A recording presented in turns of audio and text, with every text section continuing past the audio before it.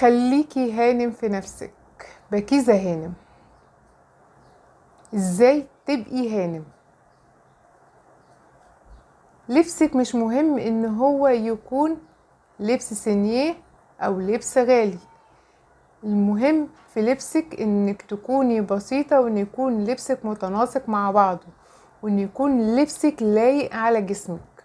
واهم شيء في لبسك ان هو يكون نظيف ومكوي. بلاش اللبس المكرمش اللي مش مكوي، لان شكله بيبقى وحش جدا. زي مرة سمعت من واحدة ان بتقولي انا بجيب البلوزة من على الحبل بعد ما بتنشف واقوم نطرعها كده من غير مكوى والبسها. حبيبتي، لو انتي مش قادرة تكوي او ما بتعرفيش تكوي او ملكيش في المكوى او مش فاضية تكوي، ودي البلوزة عند المكواجي يكويها، شكلها هيبقى ألطف واحلى. اختيارك لاكسسواراتك. اعرفي دايما كل ما كانت اكسسواراتك بسيطة كل ما كانت اشيك وارق. اختيارك المناسب لاكسسواراتك. الاختيار المناسب للاكسسوارات يكون مناسب مع اللبس اللي انت لابساه، يكون مناسب للمناسبة اللي انت رايحاها. يعني مثلا لو انت رايحة ميتنج في شركة عشان شغل، فبالتالي هتلبسي فورمال، فبالتالي لازم تختاري اكسسوارات مناسبة مع اللبس الفورمال. يعني مثلا ما تختاريش سلاسل بتعمل صوت او غوايش بتعمل صوت.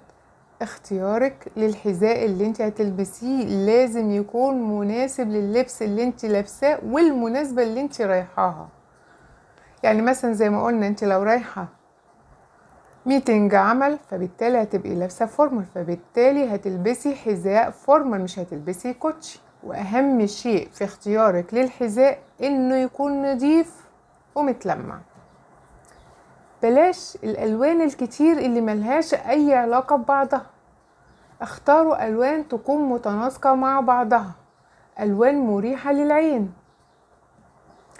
افتكري دايما ان أصعب أنواع الأناقة هي بساطتها.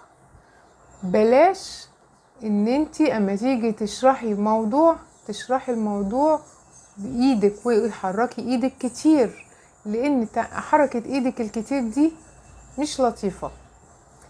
بلاش اما تكونوا قاعدين في قاعدة، سواء قاعدة مشتركة رجالة مع ستات او قاعدة ستات بس، ان انتي تضحكي وتهزري كتير، لان ده بيفقدك هيبتك.